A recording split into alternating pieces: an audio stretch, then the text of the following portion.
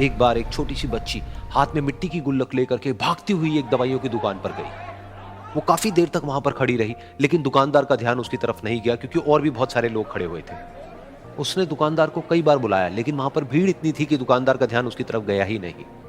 और फिर उस बच्ची को थोड़ा सा गुस्सा आया तो उसने अपनी मिट्टी की गुल्लक लेकर के वहीं काउंटर पर जोर से रख दी, जिसके बाद में जो दुकानदार था और जितने भी लोग खड़े थे वो सब उस बच्ची की तरफ देखने लग गए।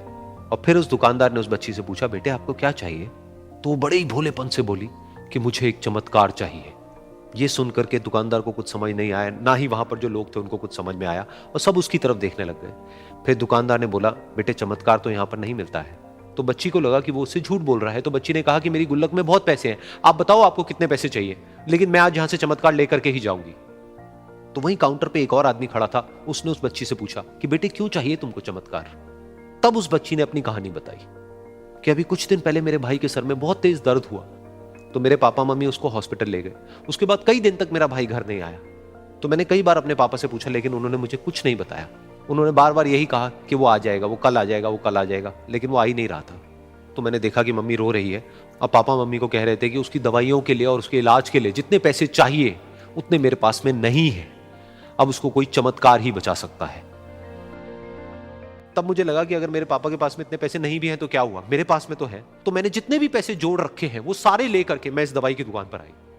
फिर उस आदमी ने उस बच्ची से पूछा, कितने पैसे हैं तुम्हारे पास में? ये सुनते ही उस बच्ची ने अपनी गुल्लक उठाई, जमीन पर फेंकी और तोड़ दी, और पैसे गिनने लग गई।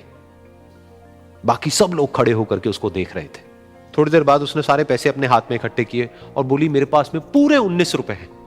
वो जो आदमी वहां पर खड़ा था वो थोड़ा सा मुस्कुराया और बोला कि अरे तुम्हारे पास में तो पूरे पैसे हैं, इतने का ही तो आता है चमत्कार। ये सुनकर के वो बच्ची बहुत खुश हो गई और बोली कि चलो मैं आपको अपने पापा से मिलवाती हूं।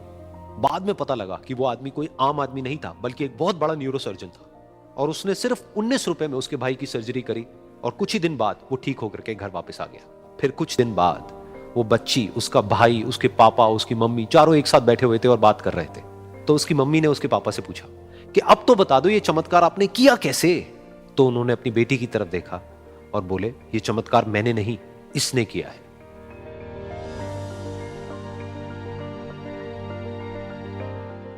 तो यहां पर एक बहुत बड़ी बात है जो हम उस छोटी सी बच्ची से सीख सकते हैं कि जिंदगी में कभी कभी ऐसा होता है कि हमको कोई रास्ता नजर नहीं आ रहा होता है और हम लोग हिम्मत हार जाते हैं। तब हमारे अंदर एक बच्चा होता है जो कोशिश करने से कभी भी पीछे नहीं हटता है। वो हार मानने को तैयार नहीं होता है क्योंकि उसको ना शब्द समझ नहीं आता है। वो बच्चा जिसके लिए कुछ भी नामुमकिन नहीं है, क्योंकि वो हर हाल में कोशिश करता ही रहता है।